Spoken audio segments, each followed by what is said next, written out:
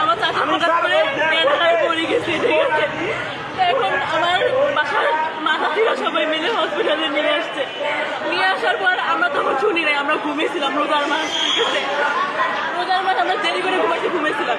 ঘুম থেকে উঠে আমরা শুনি যে চাচি নাকি খুব অসুস্থ। মানে আমরা দুই বোন চলে আসলাম, কম করে হলো 40 মিনিট পর আসছি। এসে দেখি আমার চাচি চটপট করতেছে এখানে।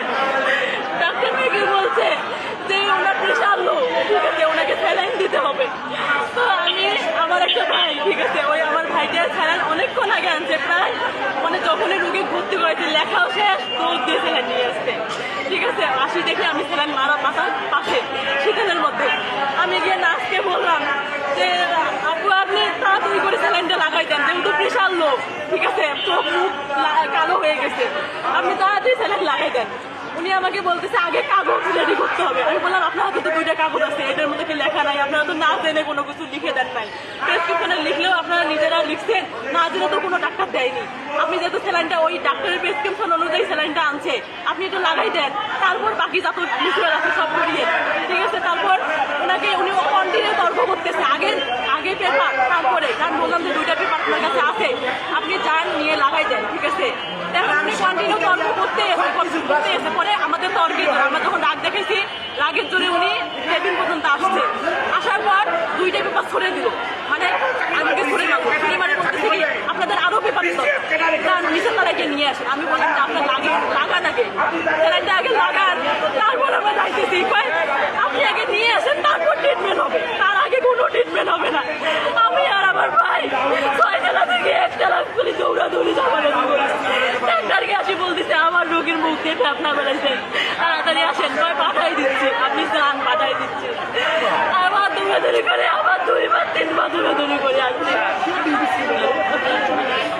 আল্লাহ, তারপরে স্যালাইনটা লাগাই দেয় নাই, তখন দেখতে মারা গেছে। এরপর মৃত মানুষকে স্যালাইন লাগাই দিচ্ছে।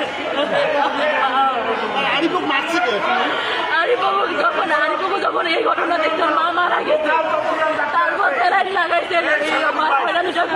যতগুলো ডাক্তার আছে মৃত মানুষকে এখান থেকে করতে হবে, ওরা ওদের মাথাপা দেওয়ার জন্য স্যালাইন লাগাচ্ছে।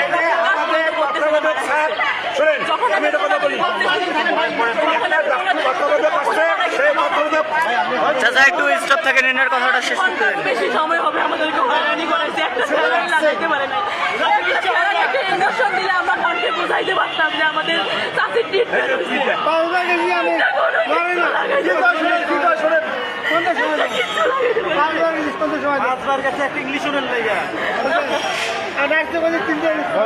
আমাকে বলেন তো আপনার কি অভিযোগ? আমার অভিযোগ, আমি 5বার গেছি, ওই যে পরে তারপরে গাড়িতে আগে করি একটা দিয়ে আসছে আর 2টা গাড়ি প্রিন্টার করে আমি আর কি জমি না দিয়ে যদি তাকে বললেও আমার বাড়ি এখানে যত ডাক্তার আছে সব লোকাল, ম্যাক্সিমাম লোকাল, কোনো চিকিৎসা হয় না। 250 কোনো চিকিৎসা না। আজকে একটা সুস্থ রুগী কি ট্রিটমেন্টের কারণে মারা গেল, আমরা সেই রুগীকে সেই মৃত ব্যক্তিকে নিচ্ছি না। আমি এই রুগীকে নিচ্ছি না। বিচার বিভাগীয় তদন্ত বা এটা সুস্থ তদন্ত হবে, তারপরে আমি রোগী নেব, তার আগে কোনো রোগী নেব না। এখান থেকে যারা এখানে নিয়মিত নার্স আছে, তারা যদি লোকাল থাকে এখান থেকে তাদেরকে সরাইতে হবে, অন্যত্র সরাইতে হবে।